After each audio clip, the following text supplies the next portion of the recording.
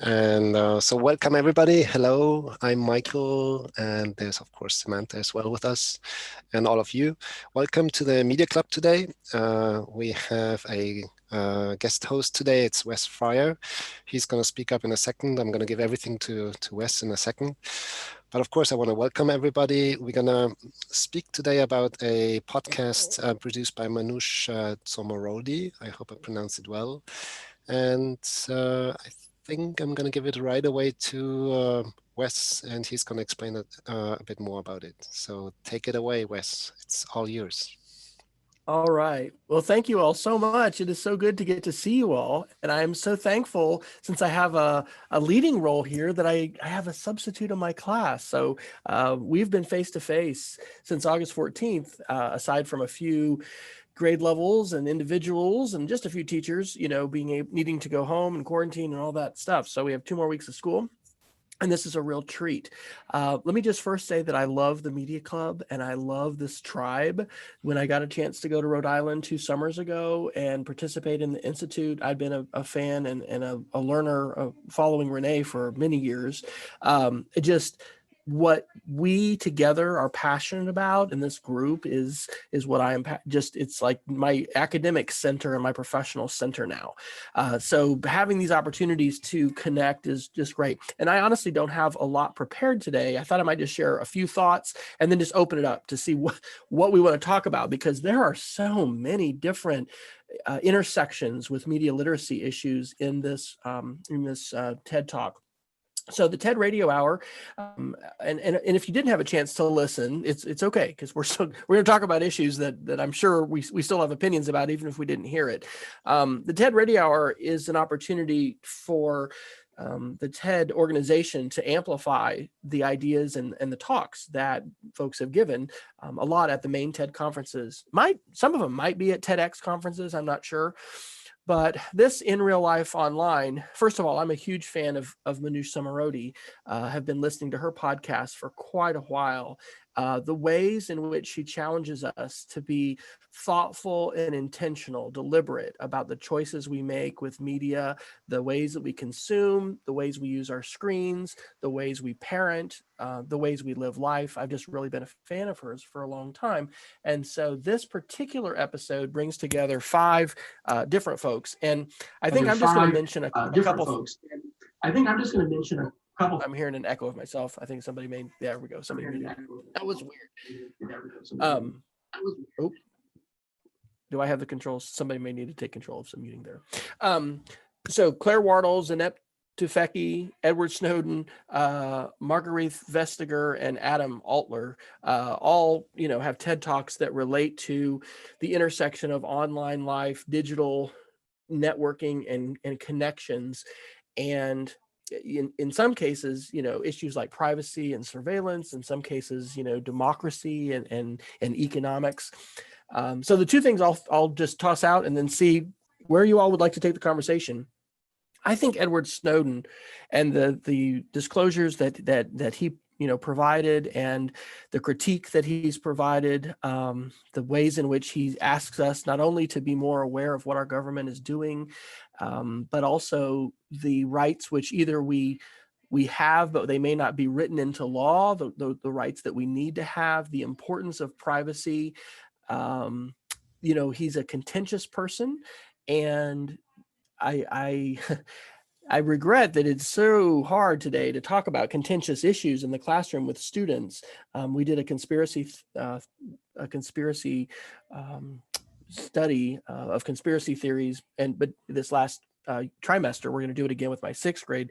But we talked about the moon landings, because that's a bit more historic and not as contemporary, and it can just be really challenging to talk about. But we need to, and so I really do think privacy matters. And I think the question of how we understand ourselves, why privacy matters, and we communicate that to others, because so many people will say, well, I'm not doing anything wrong. Why should I care? If somebody's reading all my messages and my information. What's happening in the Western province of China right now with the Uyghur Muslim minority, the way in which, if they don't have an app all installed on their phone that allows the government to literally track every single thing, I mean, that is 1984 dystopia today that's happening right now. So privacy matters, and I'm real interested in how we help students, but everyone really understand the importance and value of privacy. And Snowden, I think in this little excerpt, 15 minutes of this podcast, talks about how he sees privacy as the foundation of really all other rights. It's just a foundational thing. And then the other little brief comment I'll say is that Margaret Vestager is someone who's been working and continues to work in Europe on privacy and also antitrust and the limits that the tech companies haven't had, in terms of the data they collect and the things that they do. I really think that the whole economic model of surveillance capitalism, which is what, Amazon and Facebook and YouTube, Google, the most of these companies are founded on the idea that we're doing this trade. We use their products for free in most cases, and then for that they're able to harvest our data. But the huge opaque cloud of data that has been collected about us and can not only be used to, I like barbecuing and smoking meat. So yeah, I've been seeing ads on Facebook, and that seems really innocuous and not a big deal. But what about somebody who wants to politically manipulate me, and I may not even be aware of how I'm being nudged and how that data is being used? Because if these boxes are checked, and Wes, this is his profile, and we're approaching the point where these systems may know us better than we know ourselves, or even our relatives might know us. They have this potential to be able to, throw elections and subvert democracy. And so I really think that not only the limitations, and I've been using this term with my friend Jason Neiffer, the tech correction. We haven't had a substantial response to Cambridge Analytica here in the United States. Europe has the GDPR. I think they're leading us. California has been pushing privacy regulation, but we don't have national, legislation. All of that is so important, not only from an academic, I want to understand it, but there's also this advocacy level where I feel like we need to be supporting nonprofits. Our voices have more power when we join together, and lobbyists and lobbying can have a dark side, but it's also a fundamental part of how our democracy functions in terms of interest groups and the ways that we share our voices.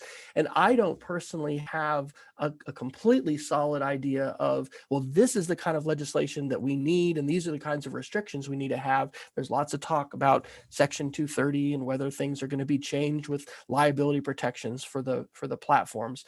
But anyway, of those five, I think Snowden's points about privacy, and then Margret's, if I'm saying her name wrong, I apologize, the work that she's doing in coding privacy rights in law in Europe. I think we need some of that in the United States, but then I also think there should be some limits on what can be done with data. And we also just need some visibility into our data, just like we do with our credit reports. We can find out, what do they know about us? And today we can't do that with this opaque cloud of data that's been gathered. So I talked way longer than I had intended to. Those are just some thoughts. Anybody want to respond to that? And we can just kind of go anywhere that you all would like to with this conversation, because there's far more here than we have time to cover in an hour. I just want to say really quick, I think evidenced by your summary, Wes, of the podcast, you hear the title, like rules to live by online. I'm like, okay, are they going to talk about like empathy and like be nice? I just really love how it's centered all of the things that you were talking about, all the systemic issues that we should be aware of and be working towards. So like I was so into it because of the priorities set by the podcast. And I want to help kids care about this stuff too, right? I don't know how much we are communicating that. We need your help, students, figuring out how to help, deal with these things that have been unleashed. I think many of which have been unintended consequences. So yeah, definitely agree. The title may not necessarily fully reveal what the scope of all these conversations have been about. Wes, I think having worked with adolescents a lot, one of the things that struck me as sort of an eternal adolescent was the equation of privacy as power. And I think that's a really good point to strike home with young people, because if they feel as though power is being taken away from them or sold to the highest bidder or whatever, I think that's a good way to come into the conversation, especially with teens. Absolutely. Well, we need ways to make things visible too. My wife got to go to Project Zero at Harvard 2 summers ago, and they're all about visible thinking. There are actually Manoush Samarodi on her earlier podcast she shared all kinds of stuff, but there was an extension you could use at one time that would give you insight into what Facebook knew about you, making that visible. And just how do you make privacy visible and tangible? And how do I know when I've lost that? And because some of that loss, I mean, it's not like it's just money that I can see or a glass that's half empty. It's a much more intangible thing. And so I think finding ways that we help kids understand it, but then also visualize it. That's a super big challenge, I think, for media literacy education. Well, and Wes, just to add on to what you were saying, I think that issue of knowing what you're not seeing, I mean, it's not just to make it relevant for kids, but I think also for the general public, because it's that whole concept of a filter bubble and the algorithms that have kind of directed you and are showing you the information that you're going to respond to.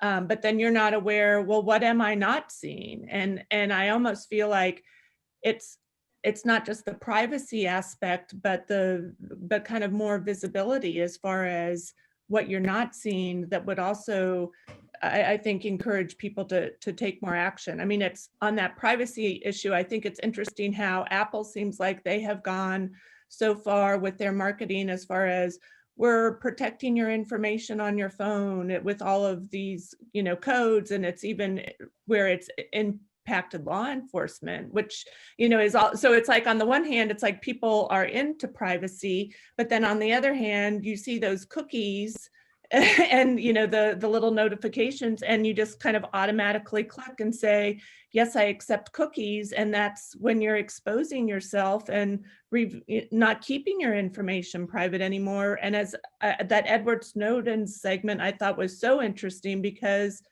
it's like, that's the power that we're giving away, and we're not asking the companies, say, hey, we still want to have access to this information, but we don't want to give you all of our information in exchange for it.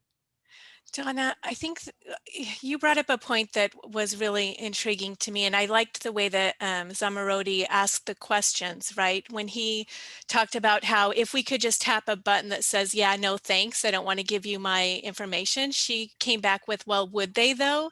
Like, would we give that up? Because we've got this sense that, because then they have that power to say, well, then you can't participate fully. Like, you do have choices, right? But how deep does all of this, social media run in our lives, that would we say no if it meant that we'd have to give up certain things? I've really resonated, and maybe this comes from the Social Dilemma documentary on Netflix that came out in September. We're kind of living in a tech utopia and dystopia simultaneously. I mean, in COVID lockdown and just the time we're in, I mean, it is so incredibly wonderful to have the access Facebook provides to folks. We lost a real just amazing man in our church family Saturday to COVID. He actually had strokes, and it was because of COVID. But it was just, it's terrible. But like the tributes that are happening to him, the thanks, the stories, like it is so wonderful to be able to celebrate his life together.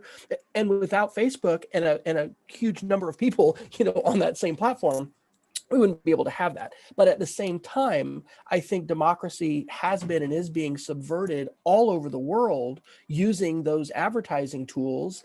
And like, that's not a trade-off I want to make. I mean, so it's just a really And then what do we do about it?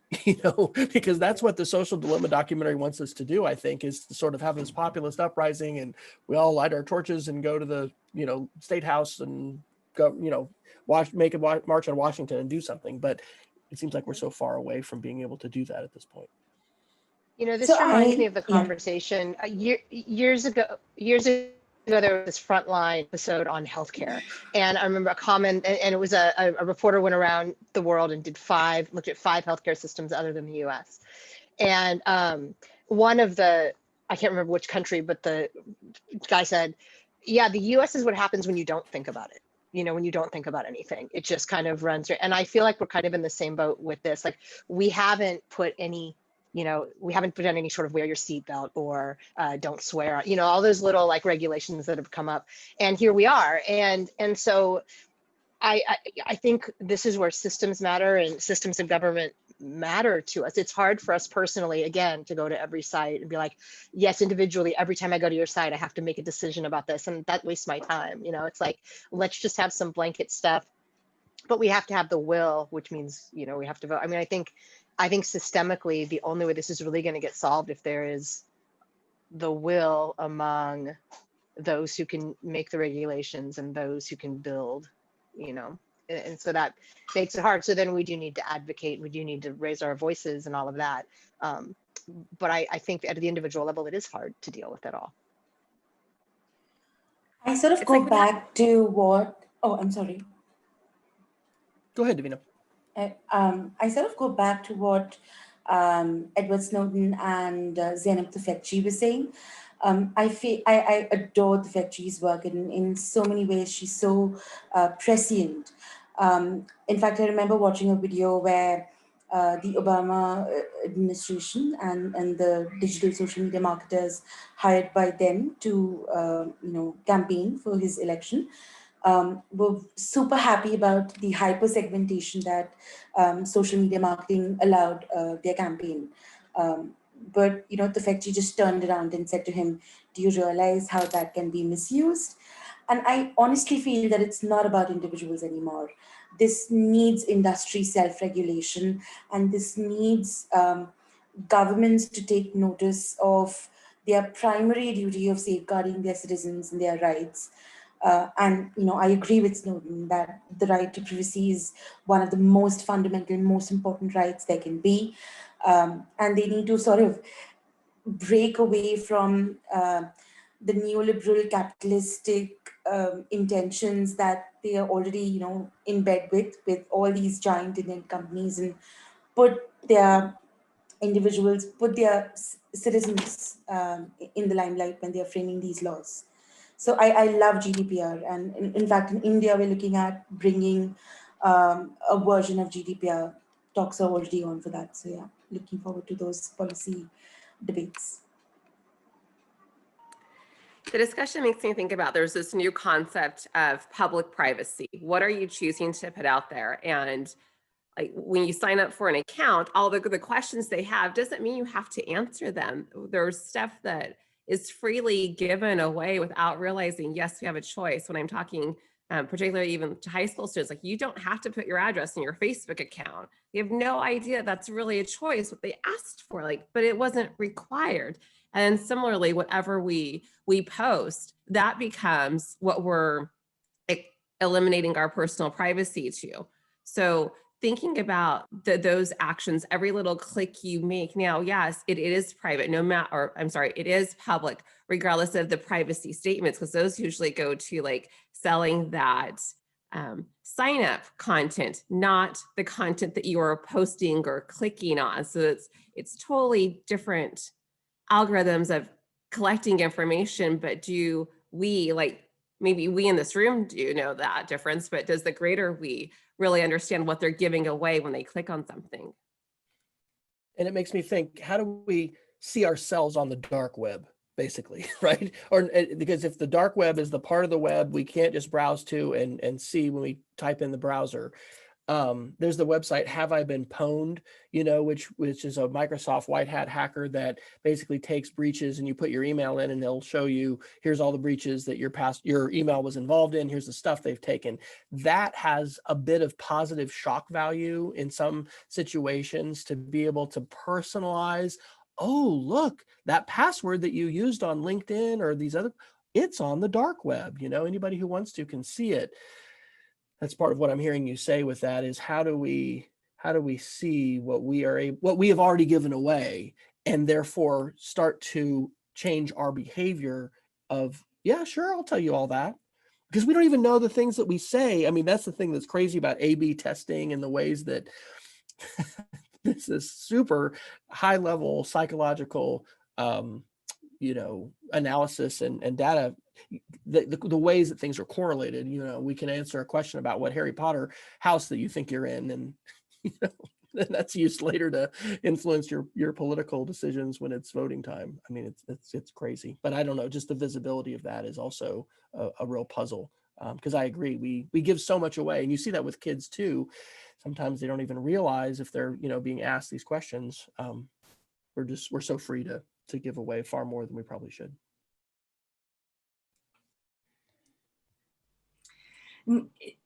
Going back to something that Gina said, like just the amount of time that it takes to manage our safety and privacy. Like if we think about the now couple of decades that we've been creating online profiles, logging in for access to content on websites and services that no longer exist.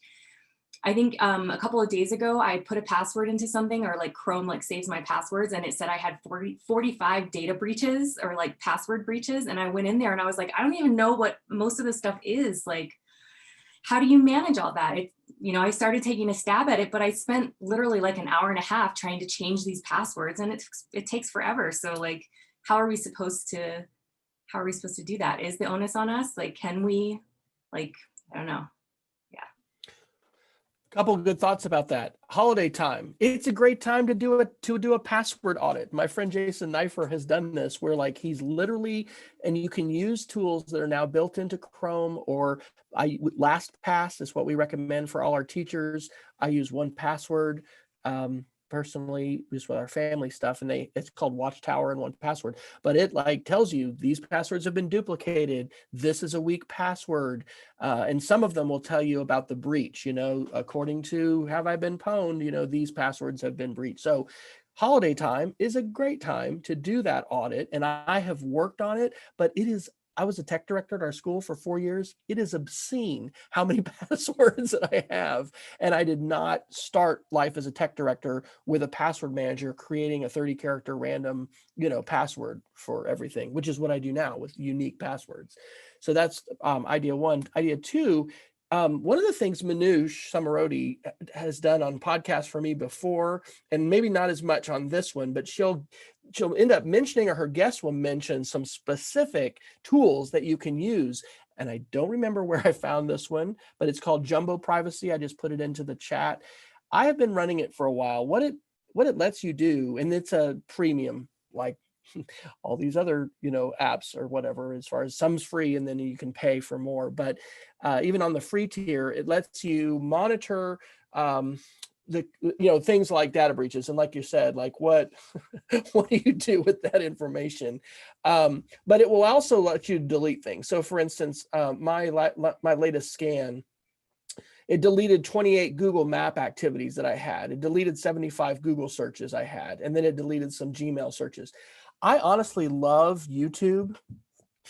One of the things that I'm trying to think of his name, Jared, or he's in the Social Dilemma, and he says in there, don't use YouTube. Don't ever click on a recommended video. Jared Linear, thank you, Samantha.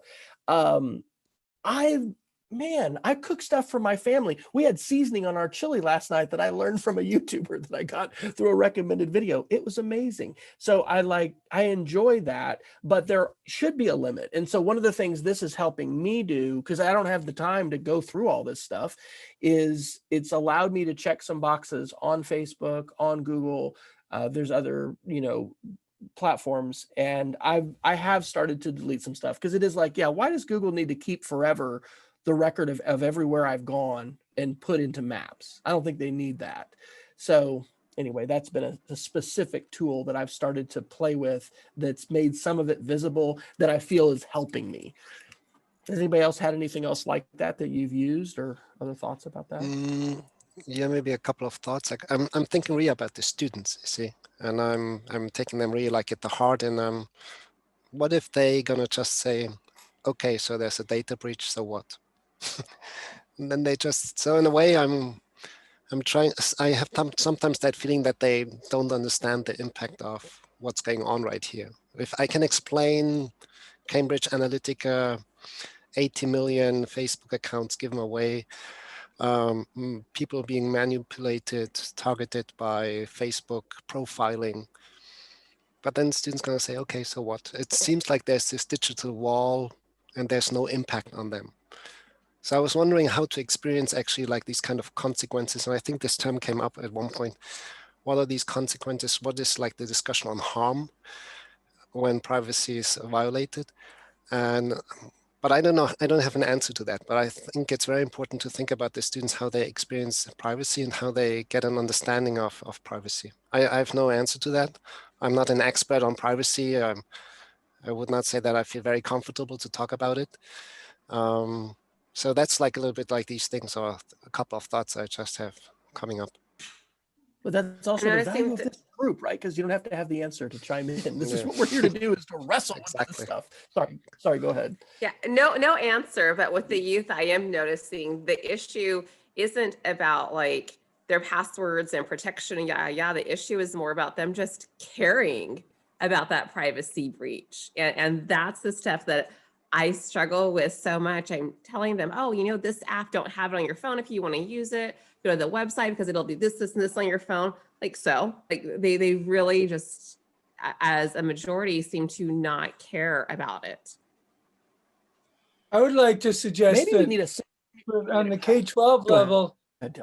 Sorry, on the K-12 level, they get told what to do so much that they don't really develop the capacity to make choices for themselves. I mean, I think I'm probably preaching to the converted, but the kind of top-down, standards-driven, lecture-based, all the forms they have to fill out for DESE, all the courses they have to take, I think it all works against them. We can't turn around and say, yeah, but you should make all these, you should be used to making individual decisions, because they're not. Some of them resist it, but a lot of them just, they've said 12 years of going along with being told what to do. So, it sort of makes sense to me if they're not that excited at, oh, you should care about your privacy, because has their educational system. And I think we like block everything that has them interacting, which I am totally opposed to. Like any social media is like blocked. Goodreads is blocked at a lot of places because, oh, there's a social asset. Like, oh my gosh. So when are they supposed to learn this? Like they get their training wheels at 19. That's way too late.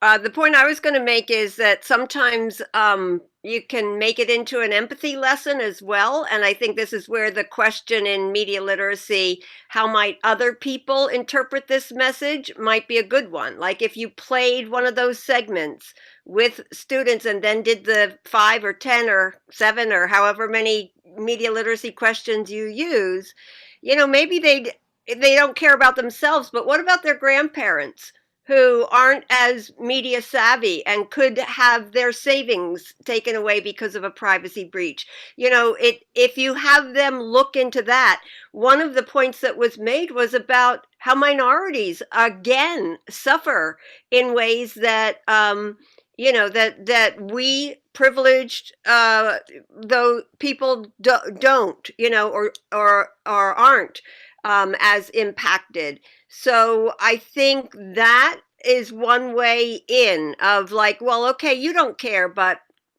might other people care about this? How could other people be impacted by this? I was going to say, my hope for this generation, like they may not understand the consequences personally, or they've just been growing up with it and they don't care, right?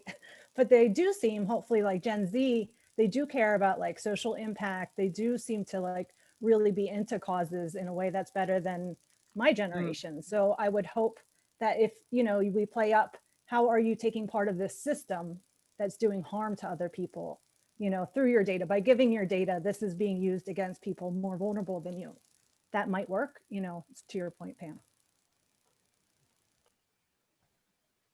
Well, and I'm also wondering if you take that message of privacy and add it to control, that people, you know, by giving your information away, there's things that you're not seeing, because that's what the data that the companies are using to direct information to you. So it's more of what are you missing out on, and maybe that would resonate with kids more. And also to have them future project. Where could this lead? Where might this go? I took a business ethics course once. I audited it at a local college, and because I knew the professor, and he had assigned all the businesses that they had to do a final project on, and he said, "Here, you take this one, Pam. I think you'd have fun with it." And it was an Isaac Asimov story called Dreams Incorporated. And it was all about a corporation that figured out how to record people's dreams. And so they got really creative people who were really vivid dreamers and recorded their dreams, and you could then download a dream and and have that experience. But it was about asking, what else could be done with this technology? Like, it sounds like a great idea at first, you know, but what other ways would we get inside people's heads and record their thoughts? I wonder if there's a way The that we impact could here on. Go ahead, Samantha. Sorry. I wonder if there's a way that we could make some sort of like program that models algorithmic behavior and data use that's like totally contained and totally safe, and model that in the classroom in a way that we say, okay, class, we're going to do this exercise and you need to, you know, get onto this platform so that we can all do this together, and it collects all this stuff and it has the disclosures. And then we actually go through, it's like a gotcha kind of a thing. Like, all right, you told me this, this, and this about you. According to the consent waiver, I can share this with the class.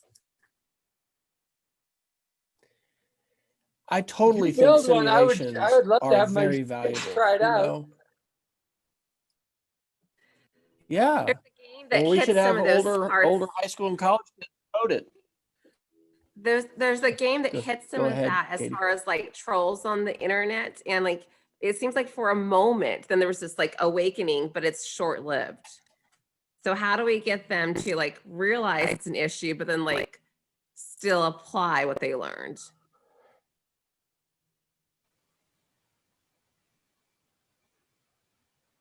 I know simulations have been really impactful and memorable for me in different classes, even low tech ones. But, you know, just the idea of us being accountable for what we write.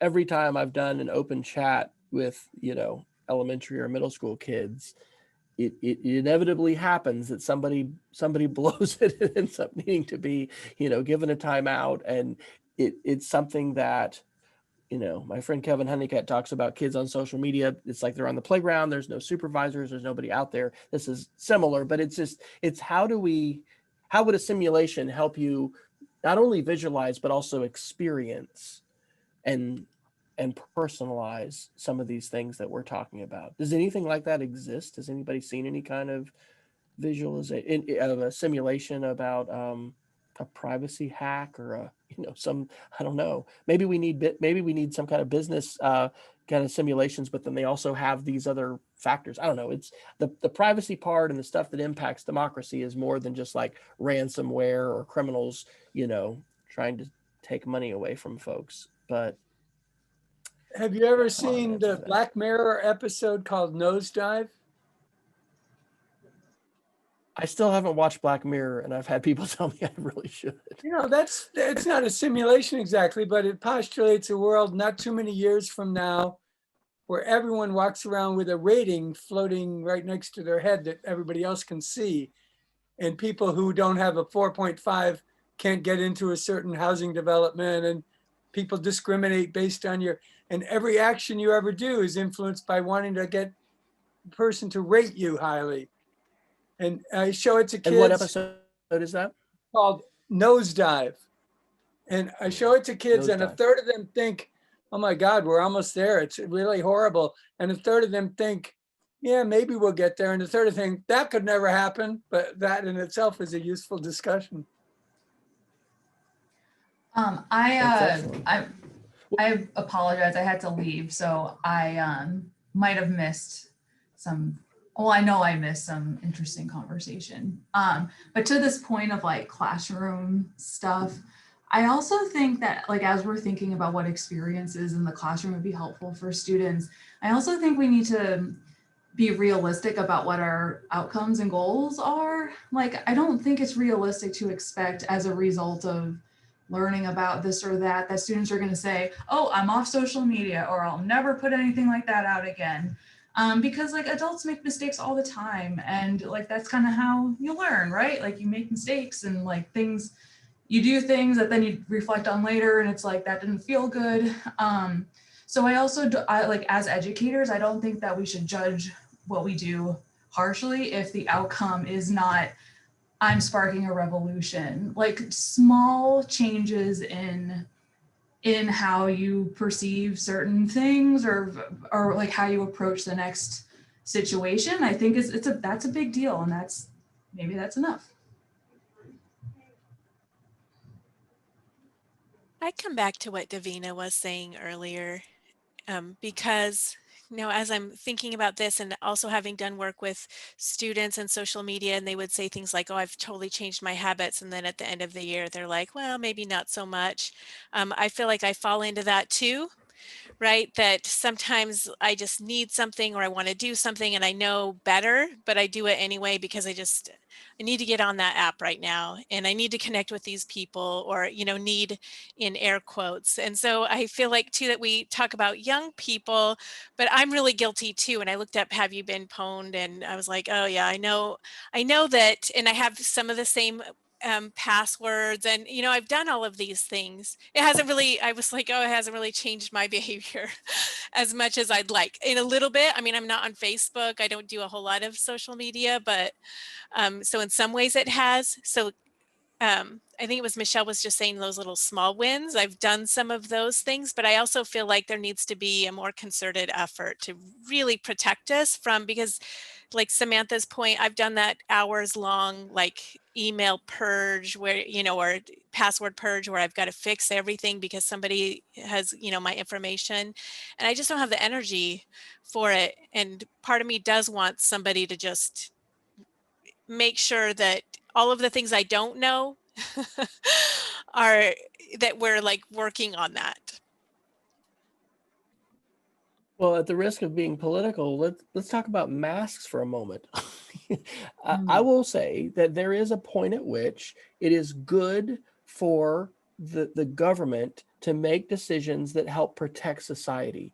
Here in Oklahoma, I am so thankful I'm at a school that has a mask requirement. We do not have a school mask requirement. We have a Sunday night chat on Twitter, and it just breaks my heart to read teachers say how much they dread going back to the classroom Monday to fight their students because it's up to them if they want to require masks. And, I don't know, there is a parallel there, because we've had a lot of push for no regulation and laissez-faire and let's just let everybody do what they want.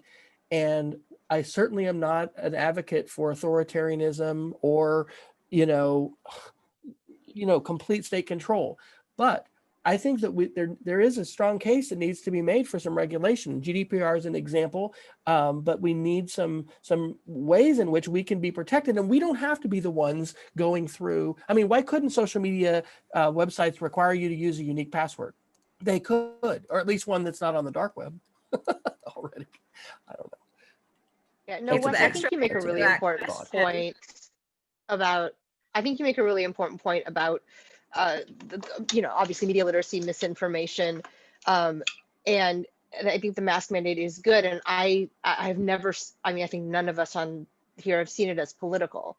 It's, you know, and you can look to data, other countries, Taiwan, Singapore, et cetera, and see how something like that works. And I think we've kind of in the US lost sight of the nuances of things. You know, it's like, if you look at the nuances of the First Amendment, for example, there are limitations on freedom of speech, no incitement, no obscenity. You know, it's like, there are nuances involved. Certainly no one wants an authoritarian state. So how do we do this where we protect people and also balance that with that data gets purged or whatever? You know, it's like, but it like all or nothing, black and white is never the answer. But I think that's where we. So I'm going to ask a question about people and their schools. How many schools overtly talk about this in class other than, I mean, my students, I swear, think of it as an urban legend. Like, yes, people get pwned, but that's other people. And does it really happen? And I don't, I've had teachers talk about pacing where we take time to do a think aloud, like go ahead and add this extension. And when it asks for access, these are the things we've checked to make sure that it is a legitimate site. And this is the information it's sharing, but know that you ultimately have control over that. It doesn't take very long. It's an extra 2 minutes, but it's embedding that when you look through. And when a teacher says, I can't give up that 2 minutes of time in class, you know you've got a problem, because this is a lifelong skill for them. I know in my school district, we still use student first initial and last name and their graduation year in their account creation. So that gives up a lot of personal information. So then if we turn around and say our kids don't know how to protect their privacy, we haven't really modeled it because of what's easier for our IT department when they set up accounts.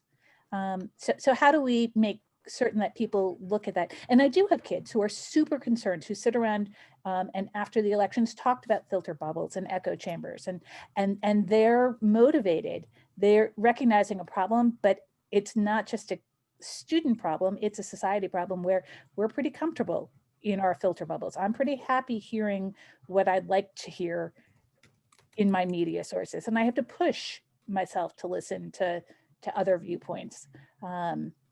But you know, allsides.com isn't a one-time visit. It should be a regular resource that we use. All of those things need to be embedded. And it just feels like sometimes we give it lip service and we don't think about how does it practically happen as part of our instruction with our students.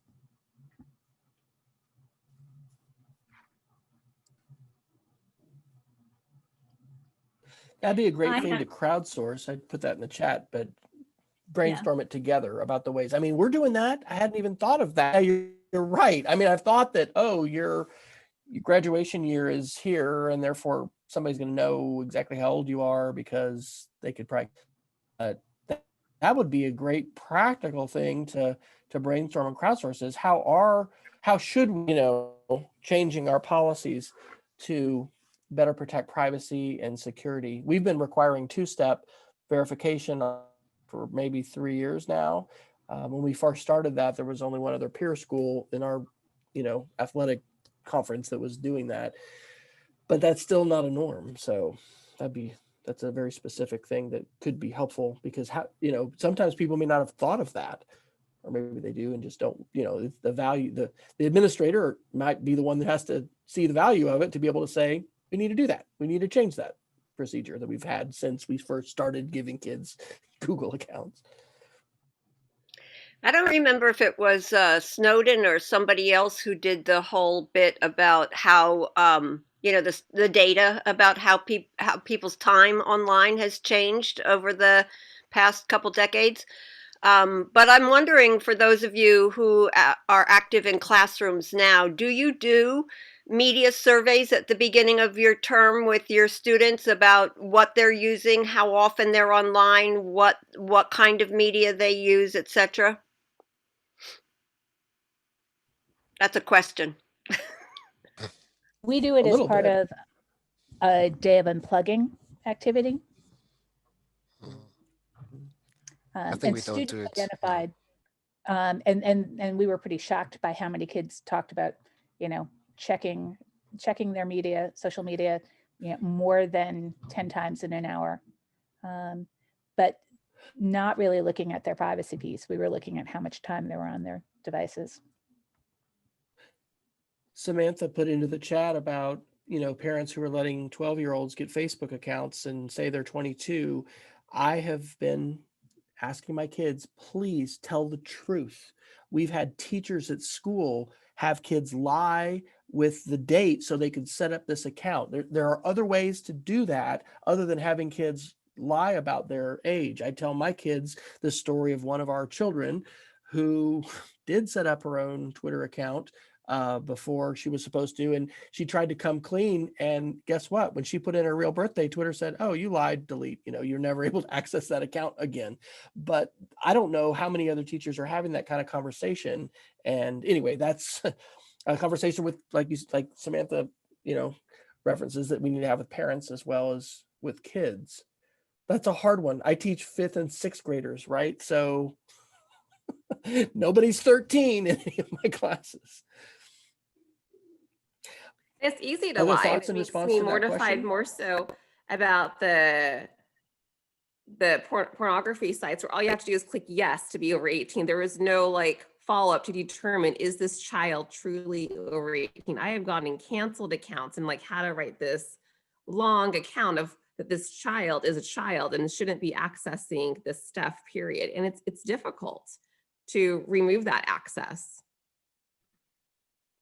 One of the things I've used as far as when the parents are the ones who understand and let this happen for kids is talk to the parents and tell them, one of the reasons that it's really important for kids 12 and under, really, to be honest about their age, is that once they turn 13, COPPA, the Child Online Privacy Act, does not apply, right? So children who are younger get some protection more than we do. And I have to tell you, just saying that gets parents to kind of sit up a little bit. Mm-hmm. Well, we've got about 10 minutes left before the top of the hour. We've talked a lot about privacy and about, some of the regulation and some of those big picture ideas. Let's talk about attention. Adam Altler has the 5th presentation here in this TED Ready Hour, and his is how do we take back control of our attention? On the one extreme, you could delete all your accounts and not participate. On the other extreme, I guess you don't care and you're on it all the time and you have no limits. So I'd be curious to know, what have you all found yourself doing maybe in the last year or so with respect to attention, screen time, and, being able to benefit from everything that comes with living as a connected, networked individual today, but then also being aware of perhaps more the personal wellness, health kinds of impacts that this can have on relationships and ourselves. I have 2 computers. I have my school issued computer and my personal computer, and I don't log into any social media or anything like that on my school computer. And that's where I spend most of my time working. And then I don't have anything on my phone. So if I want to go engage on Facebook, and I'm on there much less now, but I keep it really separate so that there's no, no reason and no temptation. Blurred lines. Yes. We try to encourage our teachers to set up in Google, a separate person with this is your school stuff, this is your personal stuff. So many people have everything all together, and even the issues about contact, and we don't have any restrictions here in the United States now about when employers can be contacting, be emailing. Anyway, that's interesting, and that's a good idea. I hadn't actually thought of that, of using separate physical devices in that way, because I think about your smartphone, it's like it's all here. The work is here, the Facebook personal is here. That's an interesting approach. How about some other folks? I think that's the problem with me, is that I'm a photographer. I love taking pictures. And so I take my phone with me a lot of places. And I just recently thought, you know what? I just need to get a good digital camera so I can leave my phone at home and just take a camera out with me on walks and things, so that I don't always have it. But I've After post-conference, I also increased my no notifications time. You know how you can do that in settings where you don't get those pings at certain times that you designate. And I also put on an hourly, like if we go past 1, you'll hear, and I'm on I'm on speaker, you'll hear my computer say it's 1 o'clock. And that's just my way of keeping track of the time so that I don't get lost in the world. COVID and the lockdowns were good for me in the sense of my calendar and like setting aside time to go for a walk and to block off time. I've been using this Calendly service where people can schedule a 15 or 30-minute appointment. And this semester I'm teaching Spanish, so I'm doing less coaching, but I'm usually, as of January 8th, I'll be back to coaching more, and I was doing more of that in the spring. So folks could book, appointments with me. Well, I had to make sure I had some boundaries there because, if I left it open 8 to 5 or 4:30 or whatever, I'm blocking out lunch, blocking out a break. I've heard people talk about how, you see your priorities when you look at your bank account and your calendar. Sometimes if we're in the classroom teaching, there may be less flexibility because, you have your schedule. But I think trying to put some of those things on the calendar. Anyway, that was, I actually loved many aspects of being locked down and learning from home because, we had a new puppy and our family was, happy to be together. And there was some things that I was forced to be very intentional about. And by having even greater autonomy than I have during a school year, anyway, it was positive. And I think it's also good to know, or just to remember, that all screen time is not equal. That's something we talk about with our parents too, because in all this conversation about attention and screen time, sometimes people might get this idea that we think it's all bad. This is horrible. Well, no, conferencing with your relatives, the studies can show very young children can tell when it's a live video conference with grandmother and granddad or whatever. Like, it's amazing. So there are differences in the kinds of screen time. All consumption is not equal. And maybe sometimes you need to doom scroll for a while. I don't know, binge on Netflix. Patricia, do you want to comment on the Kara Swisher and Susanna Zuboff attention economy link from Vox that you dropped in? I just want to say that Shoshana Zuboff has spent a lot of time, she's a Harvard educator, on looking at just the workings behind why there's, why attention has become the new coin of the realm. And I think just understanding that, but when you get a nice short interview between somebody like Kara Swisher, who's very insightful, and Shoshana Zuboff, you get a real compressed, you don't have to read the whole book, basically. And I think it's a worthwhile thing for some kids to, depending on how old they are, to listen to, and discuss how much of that are you aware of? How much does that matter to you? I find that the other coin of the realm is time. How many of you automatically, when you go to the gas station, put in your zip code when they prompt you to? I talked to Kara Swisher about that. She says, you don't have to. You can go into the little booth and talk to the attendant there and tell them you don't want to do that. And I said, there you are. There's the trade-off, right? So as somebody was saying earlier, it's when we're in a hurry, when we want something immediately, and part of that is our culture too. Can we slow down? If we're wasting X amount of time, like Adam Alter says, just scrolling or doing something else, could we take that time and push it over to being more mindful about how we're using things? And I also, this doesn't have to do with the Zuboff thing, but I also ask parents when they're using technology to sort of say out loud what they're doing with it, so their kids understand. For a young child, this is a social tool or an accessory in a way. But to hear your mom say, I'm calendaring a dentist appointment for you, or this is what I'm using it for, it also makes me more mindful if I have to say it out loud. But it's one little step we can take to be more aware. Well, trying to make that visible and intentional, and and also sharing that with others. So yeah, I'm going to doom scroll for a moment to escape my present reality. What am I going to say here at this moment? Well, I think that's a nice segue, maybe to wrap up with Zuboff. I mean, that huge book, like, I think she certainly has a long view of all this, that it's not going to be, oh, we're going to do media literacy lessons about surveillance capitalism this year, and then, you know, it's all going to be fixed. This is such a huge thing. I mean, the most profitable companies in the history of our planet are based on this economic model. And similarly, I think that the documentary, The Social Dilemma, we call it Parent University, but we had a virtual Zoom hour of breakout room conversation in November with our parents that was really well received.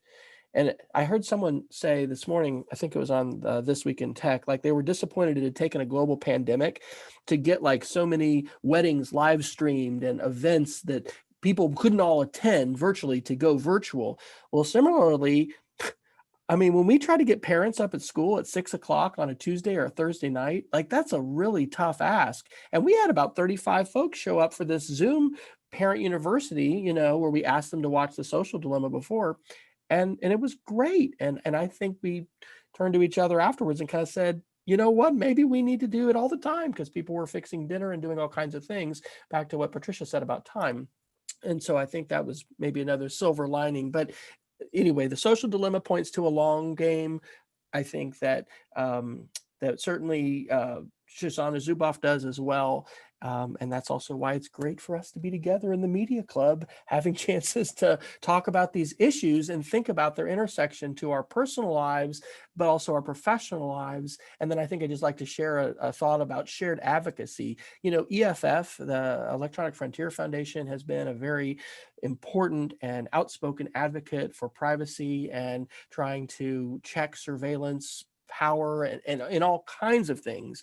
I would love for us to be able to share other groups who are advocating for you know, some of the values and the issues that we've talked about today, and some of these things that we're wrestling with. Because I do think, I mean, I'm a Paulo Freire fan. I think that teaching is a political act. And I think that, you know, while we have limitations on the kinds of things that we do in the classroom, it's incumbent upon us to think about how, you know, teaching is a political act as we educate students, and we want to be even, you know, outside the classroom as citizens, but encouraging our students, back to that empowerment piece, empowering others and being empowered ourselves to share our opinions, to share our voices, and also to share our voices together, because we can have more power when we do that together. So I would just be curious about other organizations and groups that are advocating for the kinds of systemic and political changes that we need to see, because I think this group and like-minded educators that are studying these issues are in an ideal position to be engaged. Just like Pam, we've seen, you know, you and just the Institute, the last session we had this summer was so great, you know, having some policymakers be part of that conversation and thinking about how these ideas are not only going to be cognitive topics in the classroom. These are going to be things that move out into the society and the governments and the communities in which we live. So Michael, thank you for the chance to chat. Well, we're going to wrap up, right, Samantha? Thanks so much, Wesley Fryer, for proposing that fantastic podcast. I think it was actually I think we talked mostly about Snowden a bit, Adam, but I think we could go on for another 5 hours because it's so dense and so rich. I have to say that I really loved also the Vestager TED Talk. I loved as well, like the sociologist, like the first one, Chris Wordle, I think. So there's lots of things to continue discussing. So thanks so much, Wesley, for proposing that. So that was really great. But I'm going to give it back to Samantha. I think she's going to have a couple of things to say. Maybe. Yeah, so first of all, also thank you, Wes. This was a great selection and super rad preview video too, like way to step it up, man. Also, we are not going to be meeting in January. So Michael and I are taking January off. So enjoy the holidays, take a break. We'll see you guys in February when Gina and Fawn are actually going to lead us in a discussion of Renee's new book, Mind Over Media. So you can find the information on that in the link that I put in the chat to our Media Club group. So thank you in advance, Gina and Fawn. And happy holidays, guys. Stay safe. And the recording and all of the great links that you guys sent out, I'll send those to you later in an email, okay? Thanks so much, All everybody. right. Thanks for the conversation. Thank you. Have a nice one. Best to See you you. next year. Enjoy. Happy holidays. Happy New Year. Yeah. Happy New Year. Hey. I know I love saying see you next year to classes, and I don't get to do that right now. So it's really nice to do that. Stay safe. Sam, everybody left already. So Yeah. it's gonna be, well, there's still Melda, so she's there. Melda's here still. Hi, Melda. How are you? Hi guys, thank you so much for putting together my passionate topic. Oh, And my new research is algorithmic injustice. Oh, Radical wow. algorithmic injustice. So it's so relevant. oh, Melda, very do good. you have a link to something that you can send me? I will in a few months because we're still collecting as a team. And you know Belina, right? Belina Debra. She and I put together a proposal for media literacy conference in United Kingdom on the same topic. So by April, we will have something to present and something to put together.